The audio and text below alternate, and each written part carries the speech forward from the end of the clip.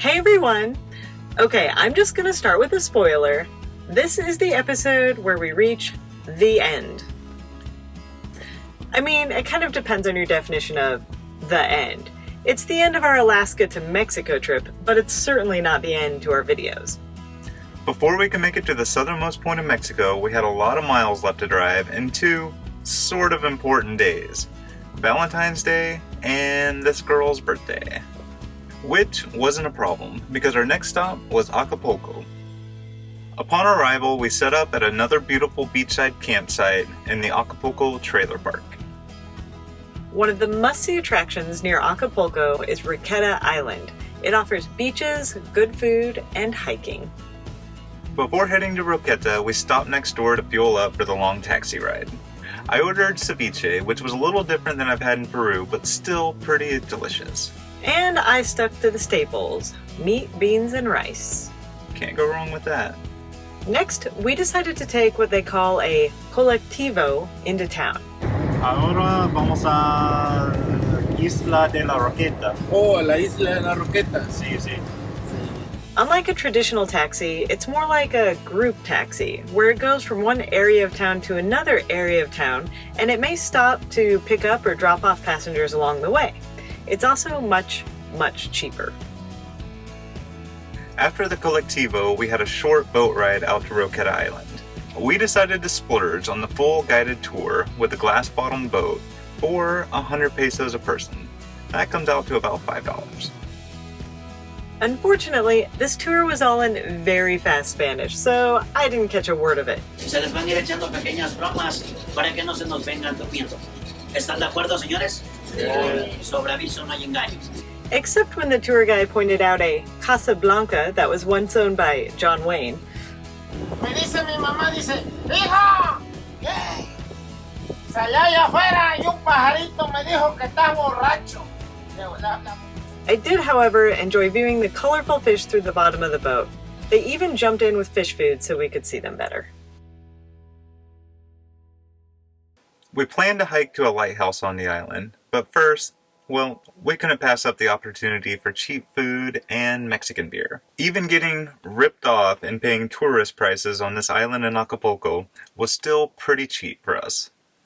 With full bellies, we began our hike. Although we were in a fairly urban area, there were signs in Spanish with the classic inspirational quotes that we're all used to, like, "On the island there is no Wi-Fi, but I assure you, here you will find a better connection. And keep calm and love nature."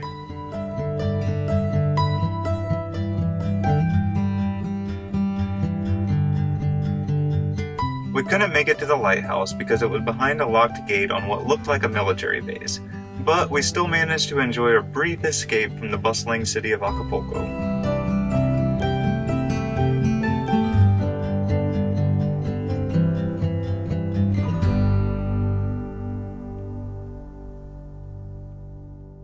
After taking the boat back to town, we wanted to go see the second thing recommended to us, the cliff divers. These are like guys who literally dive off of cliffs. Into the water. But they don't do this until the evening, so we took the long way there, walking through town and stopping for dinner. Finally, it was time to watch some guys jump off some cliffs. So we paid 40 pesos per person, or $2, for access to watch the cliff divers. Unfortunately, if you're not one of the first people out there, and if you're short like me, then you're probably not going to get the best view. So we stayed up high to get the best view we could and still got to see most of the action. For me, the best part was watching them scramble up a pretty steep rock face in their bare feet to get up to the points where they jumped off. We didn't really know what to expect, aside from the obvious, people jumping off cliffs.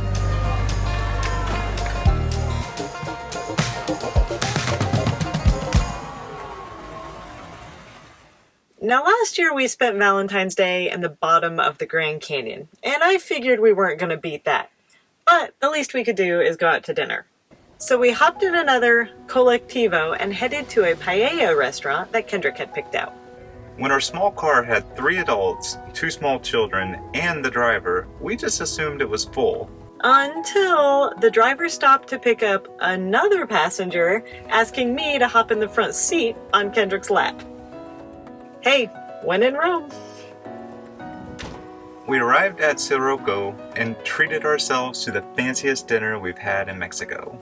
But even at that, for only $60 we enjoyed an entire bottle of wine, a nice appetizer, a salad, a huge paella of meat, a pitcher of sangria, and 2 dessert drinks. Now tell me where you can do that in the US. We were getting so close to the Guatemala border, we just had to keep moving. Just down the coast, we stopped at La Tortuguita, yet another beautiful RV park on the beach, shaded by palm trees. And y'all know what palm trees means. Coconuts. All right, so we are out here camped among these beautiful palm trees, and I was out here exercising earlier this morning, and bam, a coconut fell like 10 feet from my head. And I looked at Kendrick and he looked at me and we're like, whoa, that could probably kill someone. So I told Kendrick we've got to crack it open since it almost cracked us open. What's your weapon of choice? I don't know. Got an axe, a mallet, and a tent stake. That sounds pretty promising. This is the way campers crack open a coconut, with a tent stake and a mallet. We got a coconut hole. Is there any water in it? Let's find out.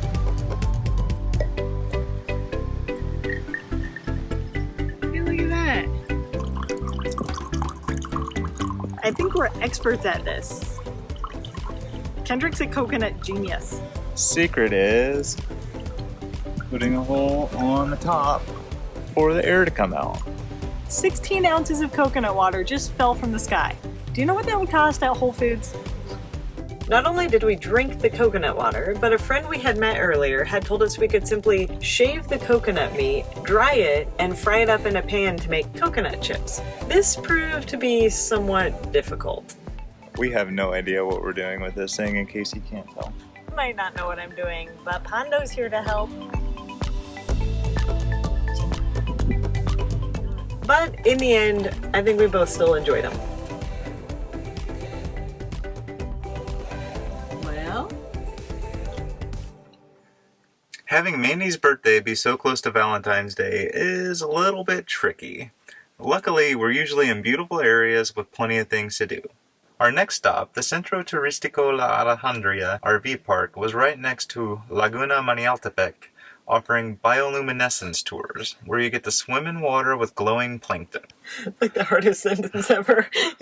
Perfect birthday adventure, right? And impossible to say. So we took a boat out after dark, but I guess we got a night where the plankton just weren't all that active. I mean, you could see them if you thrashed around wildly in the water and looked really closely, but it wasn't exactly what Kendrick and I had in mind. Nonetheless, it was a beautiful evening out on the water. And we finished the evening in the best way possible, sitting inside of Rocky, drinking the rest of the Angel's Envy bottle that we had opened on Kendrick's birthday at the Arctic Ocean, and dipping strawberries into Nutella. I'd call that a success. With our eyes on the prize, we hit the road for our final leg south. We passed by wind turbines and fields of banana trees until we hit our southernmost RV park, Mission Surf. But we weren't there yet.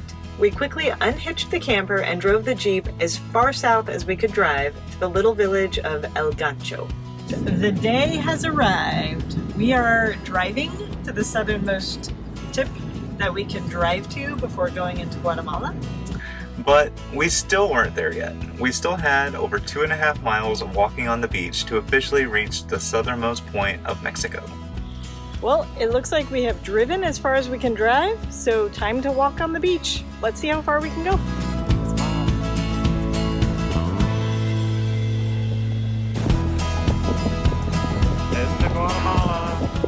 I had visions of this being a nice, relaxing walk on the beach. It was anything but. The sand was very soft and on a steep slope, making it pretty difficult to walk along. It was also crazy hot. Oh my gosh, this is a really hard beach to walk on. A little bit further than we thought it was going to be. Woo! I think we're almost there. I kept telling myself, this is far enough. This counts, right? But we were so close, we had to make it. So, we walked. Oh my gosh, you guys, we are standing on the edge right here. Across the water that way is Guatemala. And I just almost broke down in tears because we're at the end of such a long trip. It's so amazing. I'm so happy to be here right now. Man, what a trip. Pretty amazing. You ready? Sure. Let's go. Eventually, we made it to the Guatemala border. It was kind of neat to reflect on all the stuff that we had seen since we set out from Alaska about 6 months prior. But for me, I wasn't really sad or anything because it didn't feel like anything was really ending. So it was just the end of one chapter and the beginning of another. I had a lot of mixed emotions.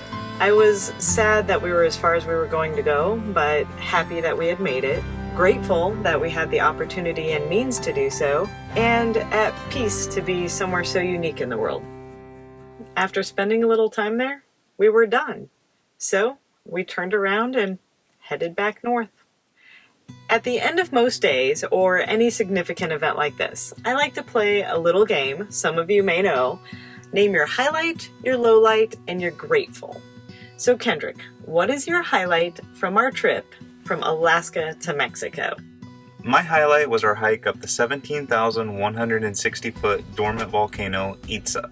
I really enjoy getting out and doing hard hikes with Mandy, plus I'm a sucker for thin air and steep mountains. Mine was probably taking that small airplane out to Katmai National Park and getting to walk among the bears and have the chance to photograph them. That was just a magical experience that so many people will probably never have. So, what was your low light? My low light was always feeling like we didn't have enough time to fully explore places the way I like to. We could easily spend a lifetime exploring Alaska, another lifetime exploring Canada, another exploring the lower 48, and yet another exploring Mexico, and still not see everything that those places have to offer. My low light was probably the pressure of work. I always felt stressed that I had to be documenting and producing really great content, and if we took a day off, I felt really guilty. And finally, my favorite part, what are you grateful for?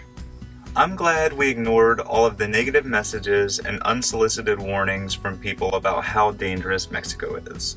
If we listened to all of these warnings we got, we never would have experienced a colorful culture, seen the beautiful sights, or met the extraordinarily kind people of Mexico. Okay, my grateful. I realize that no matter how prepared you are for something, there are still just unlucky things that are completely out of your control that can happen. We never busted a tire in Alaska, we ran into 0 car or camper problems, and we didn't get robbed or murdered for that matter. While we were prepared for all of these situations, we never had to deal with them, and for that, I'm grateful.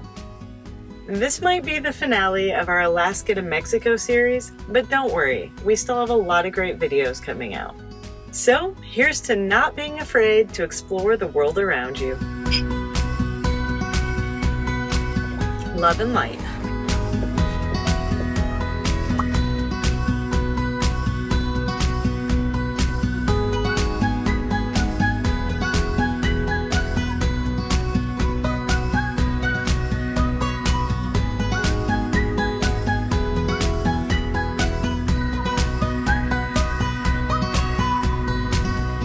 Amor y luz.